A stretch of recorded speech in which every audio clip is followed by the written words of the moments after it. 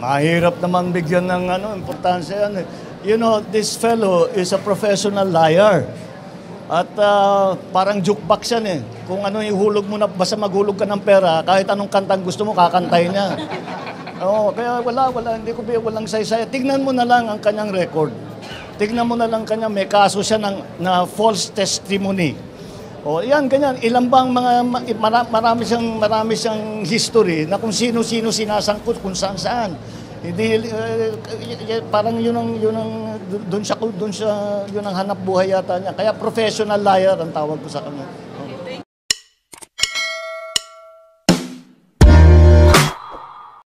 What can President Marcos contribute that will be significant and symbolic to Region 12, especially to the City of Champion of General Santos City? What can President Marcos contribute that will be significant and symbolic to Region 12, especially to the City of Champion of General Santos City? Marami tayong pinaplano at dahil nga ay ang problema lamang dumadaan tayo ngayon dito sa crisis ng El Nino, kaya yun na muna inintindi natin. Ngunit maliwanag na yung development. Maganda kasi na ang takbo ng Jensen, ang development ng Jensen. Basta ang gagawin ng national government ay patuloy ang pag-develop ng infrastruktura doon sa Build Better More na aming ginagawa. Dahil yan naman, pagka nabuksan natin lahat ng mga iba't ibang lugar, maliwanag na gaganda ang economic situation doon sa mga lugar na yan. Kaya yun ang tuloy-tuloy lang naman. Kasama sa plano yan, kasama sa plano ng buong bansa, ng buong Pilipinas. So Social Development Plan na yung infrastructure, dito lalo na, dahil marami na kayong magandang infrastruktura, ay pagagandahin pa natin para talaga mararamdaman na dadami at mas magkaroon ng trabaho at mas malaki ang kinikita. At kasama na rin dyan, siyempre, yung ating mga magsasaka, ating mga mangingisda. Dahil sa ngayon nahihirapan sila. Ngunit ang long-term na plano dyan ay talagang tulungan sila para sa pagbigay ng binhi, pagbigay ng ayuda, pagbigay ng pataba, lahat at pati na yung mga makinarya para sa processing ng hindi lamang bigas, kundi mais, kung hindi lahat, pati na lahat ng yung mga cold storage. Marami naman kayong cold storage dito dahil masigla ang fishing industry dito. Kaya yun, ang tinatawag dyan is we invest in success. Napaka-successful na ng ginagawa ng Jensen. Kaya doon kami maglalagay ng investment ng galing sa national government. Sir Daniel Pawen Jr. Good morning. President, sorry, I have to kneel down. President, last week, yung French Navy, nagpahayag sila ng intensyon na or exclusive na bilateral exercise with Philippines. Ano pong reaksyon nyo and pabor po ba kayo na gawin ito sa West Philippine Sea? Well, siyempre at nandyan naman talaga ang ating yun ang area na binabantayan natin. Kami nagpapasalamat sa lahat ng mga iba't ibang bansa. Kahit na hindi, yung iba nga ay nanggagaling sa malayo pa. Ngunit sila ay handang tumulong sa atin. At kapag tayo ay nagkakaproblema, very supportive sila hanggang hindi lamang sa salita, kundi pati na sa mga tinatawag na joint cruises.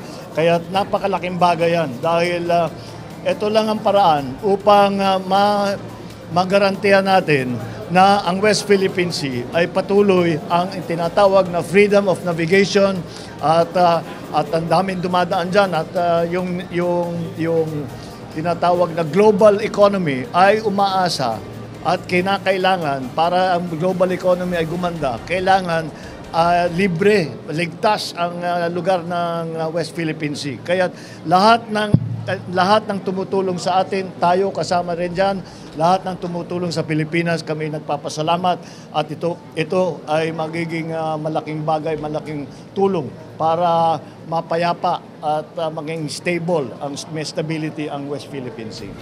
Thank you. Thank you, Mr. President. Charito Adsayay? Sagay po. Yeah. Sagay, ABS-CBN. Sagay po. Ayan, nabigat, Mr. President. Hello. Do you have a comment on former Senator Trillanes' claim of brewing a destabilization from PNP ranks? And then, do you see a need for loyalty check po? I don't see, wala kaming report na in the ranks. Yung mga retired, baka merong mga gumagalaw na sumasama sa mga distab na ginagawa. Pero sa ating mga kapulisan, at siyempre lalo na sa officer corps, wala naman tayong nakikitang ganun na namumulitika ang mga pulis. So, ang loyalty check, hindi ko alam kung ano yung loyalty check katotohanan. Anong sasabihin mo doon sa tao? Sasabihin, loyal ka ba sa akin? Siyempre, oo ang sagot nun, di ba? Kahit na hindi siya loyal sa'yo. Pero titignan natin mga record ng mga ano.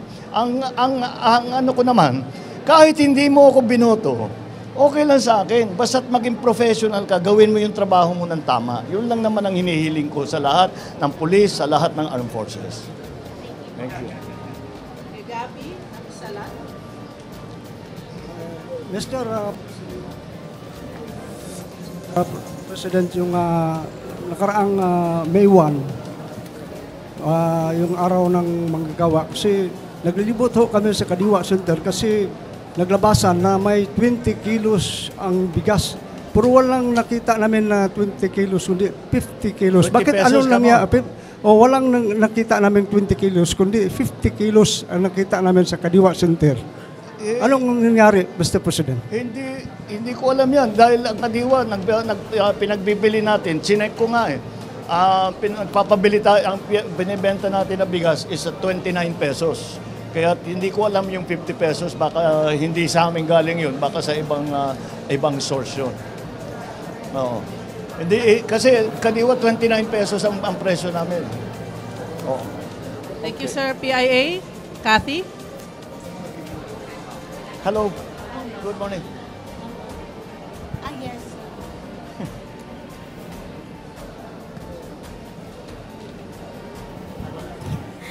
Oo nga eh. Good morning po, Mr. President. May comment po ba kayo doon kay Agent Morales na ano po yung masasabi po ninyo? Mahirap naman bigyan ng importansya yan eh. You know, this fellow is a professional liar. At parang jukebox yan eh. Kung ano yung hulog mo na, basta maghulog ka ng pera, kahit anong kantang gusto mo, kakantay niya. Oo, kaya hindi ko walang saysay. Tignan mo na lang ang kanyang record. Tignan mo na lang kanya, may kaso siya na false testimony. O yan, ganyan. Ilan bang marami siyang history na kung sino-sino sinasangkot, kung saan-saan. Hindi parang yun ang